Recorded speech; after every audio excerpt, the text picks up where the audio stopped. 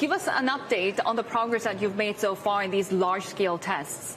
Yeah, so at Mammoth, what we're excited about is kind of building this next generation of CRISPR products. And I think it can be kind of surprising that CRISPR, which is usually thought of as this gene editing tool, can actually be used for diagnostics as well. And I think that speaks to fundamentally how this is this programmatic way of kind of interacting with life the same way that we interact with computers through software.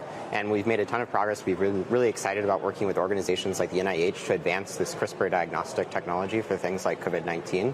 And we've even published some papers showing it in real patient samples. So is this what differentiates your firm from other firms? Because, of course, we have seen so many different testing capabilities coming out from all of these companies as well. I think what we're excited about in terms of what CRISPR enables in diagnostics is to stop having to make this fundamental choice between, do you want a result that's really accurate, maybe you need to go to a lab or spend more time getting that result, or do you want something that's very accessible and easy to use and something you could even do at home one day? And I think we think the power of CRISPR is really bridging that gap and being able to do both of those things. There, of course, when it comes to new technologies, there is some skepticism and perhaps a little bit of worry about where this might lead. How do you inspire confidence in people?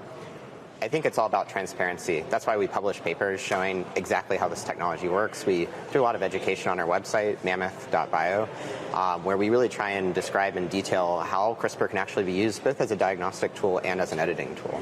So tell us a little bit about this technology, because it's not only for COVID, right? We're talking about constructing tests for almost any target, any disease. Tell us about what this does and whether or not this is also available not only in rich countries but also the developing world, because that's been a key issue of the pandemic, that divide, right? Yeah, I'll start with the second part. I think that's incredibly important, is this idea of accessibility, not just within the United States across all income brackets, but also worldwide. And I think long-term, that's part of the promise of CRISPR-based diagnostics as well, is really having more equality and access across the globe. And I think what's exciting is that it is a platform. So when we develop these tests for a specific indication, like say COVID-19, a lot of that can be transferred over to many, many different diseases, whether that's other respiratory diseases or beyond. So that's what's very powerful, is that you kind of get this flywheel going of, as you develop one test, you're actually learning a lot about how to develop tests 2, 3, 4, 10, et cetera. You've actually announced a collaboration with Vertex Pharmaceuticals, right? What can you tell us about that? Yes, that's a really exciting example of how we work with partners also on the editing side. And there we've really pioneered this field of what we call ultra-small CRISPR systems. And what's exciting about that is they're actually physically small. So they are better at being delivered in your body, potentially. And that's really exciting to do in vivo editing in particular. And that's an area that we're really excited to pioneer as well, is like really unlocking this class of cures for genetic disease. What diseases are we talking about here? So we don't have specific indications that are public right now, but in general, we're really excited about things where we want to have a permanent cure, for example, for a genetic disease. Yeah. So tell us a little bit about the new innovations in healthcare, not only for your company, but broadly in the industry that excites you right now.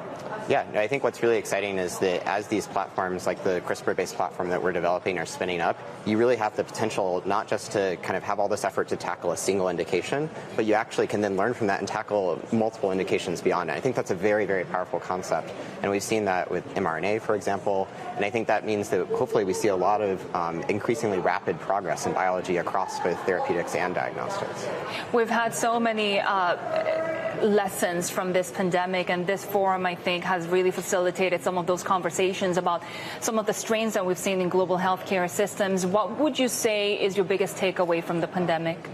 Yeah, no, I think the biggest takeaway is that, an ounce of prevention is worth a pound of cure, really. And it's an old saying, but I think it's very, very true, where, now we're spending trillions and trillions of dollars, probably every month, really, worldwide, to battle this pandemic. And I think to protect against the next pandemic, we really need to make much smaller investments, frankly, now, so that we can, contain and prevent and even treat people in a much more efficient manner early on in these types of things. Do you think the awareness is there in the sense that are we going to be able to maintain and sustain this effort post-pandemic, and it's not just a crisis response? Yeah, I hope that's definitely true, and I think there is a lot of will, and forums like this are a good example of people taking this very seriously and trying to think long-term, both about the pandemic and about the economy in general. So I'm very hopeful that that's the case, but I think it requires us to constantly, push that envelope to make sure that we don't just kind of go through this pandemic and return to the status quo, because then we might end up here again.